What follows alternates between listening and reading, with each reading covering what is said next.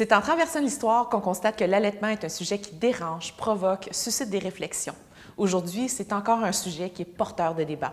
Retournons au siècle précédent pour voir comment c'était vécu.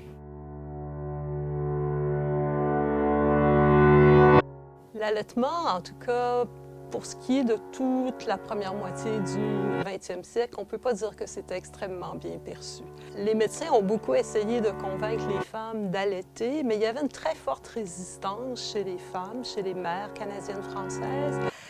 Une résistance qui est un petit peu difficile à comprendre quand on pense que les taux de mortalité étaient très élevés et que l'allaitement était en tout cas un des principaux moyens pour contrer cette mortalité infantile. Pourquoi les mères résistaient-elles autant? Pour l'Église catholique, le corps, c'est honteux.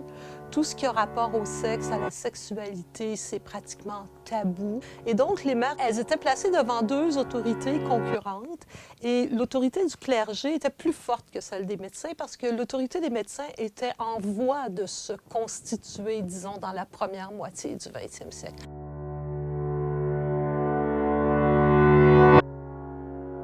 La plupart des mères, elles trouvaient ça souvent compliqué parce qu'il fallait qu'elles se cachent pour allaiter. Si elles avaient de jeunes enfants, c'était alors difficile de s'occuper des autres enfants en même temps. Elles allaitaient un mois ou deux, pas suffisamment longtemps pour mettre leurs enfants à l'abri de la mort. C'était ça, en fait, le principal problème. Alors, pourquoi les bébés nourris au biberon, disons, à la fin du 19e, début 20e siècle, vont mourir en aussi grand nombre? Bien, c'est essentiellement parce que le lait est contaminé. En fait, il faut comprendre toute la chaîne du lait. Comment le lait qui est vendu aux mères, quel parcours ce lait-là va faire avant d'arriver dans la famille. Ce lait-là, il est souvent trait dans des fermes, pas nécessairement très loin de Montréal, mais ils proviennent de fermes dont les vaches n'ont pas été vaccinées contre la tuberculose. Ce lait-là est mis dans des bidons de lait qui ne sont pas nécessairement très bien lavés au préalable. Ce lait-là est acheminé en carriole jusqu'à la gare, et là, il est déposé sur le quai de la gare en attendant que le train le prenne. Quand il arrive à Montréal, il est distribué dans des épiceries. Souvent, dans les épiceries, il est vendu en vrac. Et pour donner au lait une apparence un peu plus ragoûtante, certains épiciers vont mettre dedans de la cervelle de mouton, de la craie, on met de la craie, toutes sortes de produits, en fait, pour le blanchir, pour que le lait ait l'air en meilleure santé, en quelque sorte. Alors, c'est pas étonnant, donc, qu'à Montréal, au début du 20e siècle, il y a un enfant sur 4 qui ne survit pas à sa première année. Donc, pour 1000 enfants qui naissent et qui sont déclarés vivants à la naissance, il y en a 250 qui vont mourir avant d'avoir atteint l'âge d'1 an. Pour vous donner une idée, aujourd'hui, c'est moins de 5 pour 1000.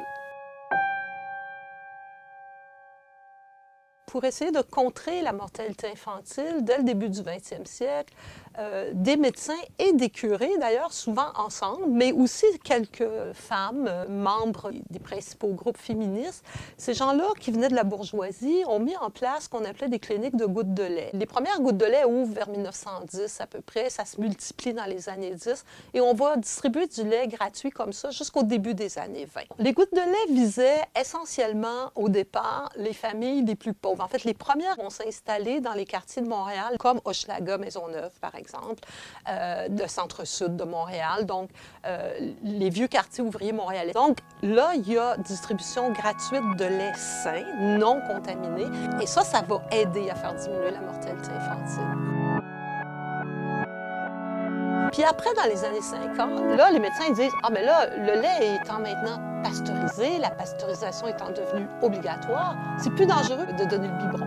Donc, pourquoi les mères allaiteraient finalement? C'est beaucoup plus simple, le biberon. » Et là, les médecins vont se mettre vraiment carrément à faire la promotion du biberon. C'est même au point où quand les mères commencent à accoucher en masse, là, au Québec dans l'après-guerre, on donne tout de suite après l'accouchement à la femme une pilule pour éviter la montée de lait, puis on coupe ça à la source. Dans les années 60, là, il commence à y avoir vraiment un virage féministe.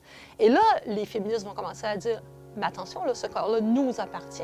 Et là, à partir des années 70, il y a un véritable battage, et ça dure jusqu'à maintenant, au sujet de l'allaitement. Et là, c'est plus seulement l'allaitement, ce serait mieux, c'est il faut allaiter.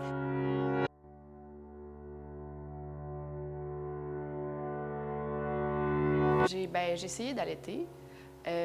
Ça a duré environ 2 semaines. J'ai comme vécu l'allaitement comme ma première épreuve de mère, puis j'ai vécu ça comme si j'échouais ma première épreuve de mère. Si on regarde juste les services du personnel médical, c'est très, très pro-allaitement. C'est incroyablement pro-allaitement. La façon dont on m'avait encadrée dans tout ça, j'avais vraiment fait tout ce que je pouvais pour avoir des ressources, pour suivre les conseils qu'on me donnait. J'ai trouvé ça difficile, l'idée d'être comme obligée d'allaiter pour avoir accès à des services. C'est une question de promouvoir la pratique de l'allaitement et non de descendre les femmes qui ont de la difficulté ou qui ne veulent pas allaiter. Ils ont le droit de ne pas vouloir allaiter. Peut-être aujourd'hui, dans l'ère qu'on est, puis peut-être les modes changent assez vite aussi, mais je pense que ces femmes-là ont besoin d'un peu plus de se justifier, celles qui donnent le biberon. Parce que moi, j'entends des fois même des commentaires un peu péjoratifs par rapport à des femmes qui refusent de donner le sein. Moi, je suis parrain d'une petite fille, mignonne comme tout, qui a 5 ans, qui, elle a été au biberon parce que sa mère avait décidé de lui donner le biberon et de ne jamais l'allaiter, tout simplement. Elle, c'était un choix, elle n'avait pas envie d'être seule à vivre ce moment-là. Je pense que d'un certain côté, ce qui est plaisant, c'est qu'elle a pu avoir l'aide de son copain durant tout le processus. Il y avait un rôle quand même primordial au tout début du développement de l'enfant, de se lever dans la nuit, de prendre ton enfant, de lui donner le biberon. Moi, personnellement, avec ma copine qui allait à 100 j'ai pas ça. Le but, c'est de réussir à faire un enfant en santé, peu importe, et heureux, peu importe la façon de faire. C'est que si c'est le biberon, si c'est le sein, tant mieux.